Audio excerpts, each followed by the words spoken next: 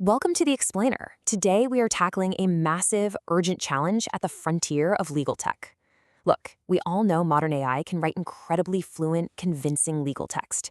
But here's the billion-dollar question. How do we actually ensure that fluency doesn't silently break the strict institutional rules of legal practice? Well, we're going to unpack a framework called energetic legal control, and it's specifically designed to keep legal AI firmly inside the chain of responsibility. Here's our roadmap for today. First, we'll look at the limits of legal AI. Second, we'll define responsibility drift. Third, we'll explain energetic legal control. Fourth, we'll map out the 6-step control chain. Fifth, we'll look at bounded deliverables in practice. And finally, governed legal responsibility. Let's get right into it. Section 1. The limits of legal AI, beyond fluent answers. Let's challenge a very common assumption right out of the gate. A lot of people assume that if an AI gives a grammatically perfect and legally plausible answer, well, it's safe to use. But conventional answer-oriented AI is really just what most benchmarks test for, right? They ask, can the model read a contract and summarize a risk smoothly? But institutional reliability requires so much more than that. A legal department needs to know the exact category of an issue, exactly how serious it is, and exactly who needs to review it. The frontier of legal tech isn't just about generating good answers anymore. It's about institutional judgment control. Moving to Section 2, defining responsibility drift, which is the hidden danger here. What actually happens when a system lacks stable boundaries for turning AI text into organizational action? Researchers call this hidden danger responsibility drift. It's essentially a control failure. It happens when a legal AI produces this highly plausible analysis, but completely allows institutional coordinates, things like risk thresholds or escalation routes, to just move around without any control. So, to be clear, this isn't your traditional hallucination where the AI just makes up a fake court case. It's much sneakier. The AI might write a beautifully structured paragraph, but silently downgrade a risk level or skip a mandatory senior partner review just because the generated text flowed better that way. It is wild how quietly responsibility can slip right off the tracks. Think about what we call threshold drift. This is where a material risk gets silently downgraded without any new facts being introduced. Maybe the AI just presents it as a minor negotiation point.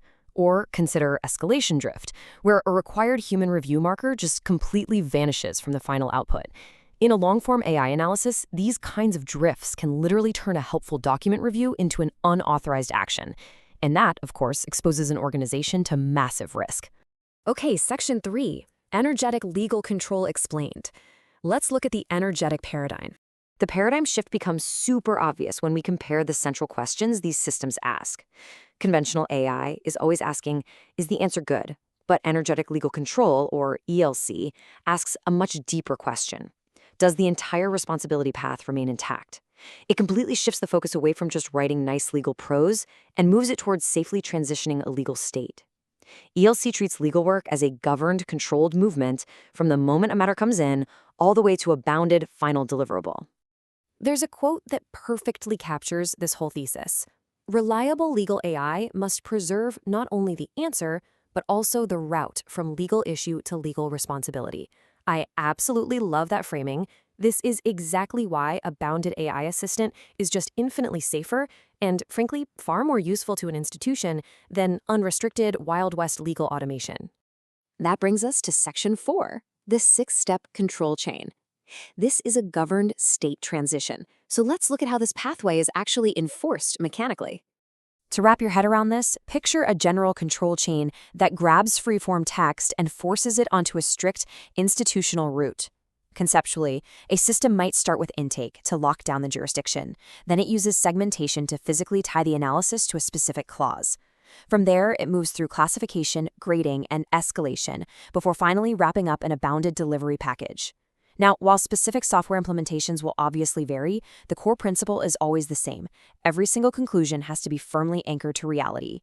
And you can see how common AI failures map directly to these control points. For example, without segmentation, an AI just gives you this untraceable, generalized advice. But ELC steps in and forces a specific clause anchor.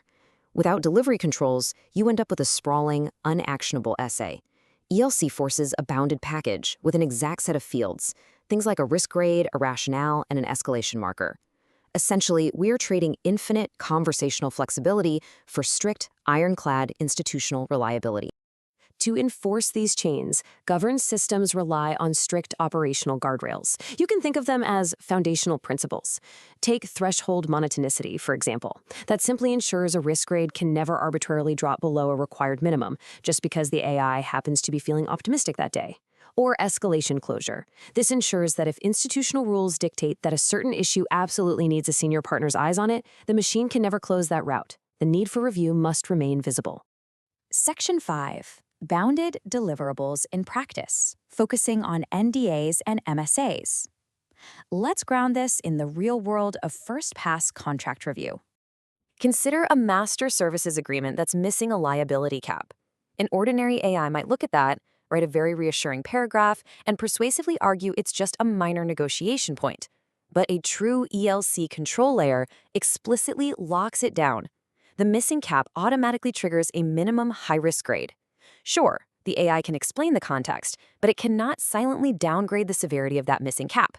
The institutional rule holds firm. This introduces a genuinely fascinating concept called negative controls. A truly governed system proves its reliability not just by what it successfully answers, but by what it strictly refuses to do when pushed past its authority. Think about it. If a system is willing to waive a major risk just because a user prompted it to do so, that is simply not a controlled system, no matter how smart the underlying language model might be. So, imagine a user explicitly tells the AI, "Looks good, go ahead and approve this high-risk assignment clause." What happens? Well, under energetic legal control, the AI will provide a helpful, detailed explanation of the risk. It might even suggest alternative drafting language if that's permitted, but it will explicitly stop short of granting any actual legal authorization. The output remains a review package. It is never an approval stamp. Which brings us to our final section, Section 6, Governed Legal Responsibility. Let's tie this all together and see how this makes human review visible. Implementing this control layer usually means combining your firm's schema and taxonomy with verifier checks, retrieval playbooks, and explicit human-in-the-loop routing. When you do this, you create a fully auditable trail. This is a total game changer because if a lawyer disagrees with the AI's output, they aren't just left making some vague complaint about bad AI. They can pinpoint the exact step where the system went wrong. Was it missegmented? Was the risk grade too low? You can actually trace the logic. And we really need to emphasize this. Energetic legal control doesn't claim to possess autonomous legal judgment. It is certainly not here to replace lawyers. The true goal here is making the human role explicit, rule-based, and highly auditable. It's about ensuring the document safely reaches the right human at exactly the right time. So I want to leave you with a provocative question to chew on. As you evaluate legal technology for your own workflows, ask yourself, is your legal AI just generating persuasive text, or is it rigorously protecting your entire route to institutional responsibility? Because in the high-stakes world of law, a fluent answer is simply not enough if your control chain is broken. Thank you so much for joining me for this explainer, and definitely keep asking the hard questions about the tools you use every day.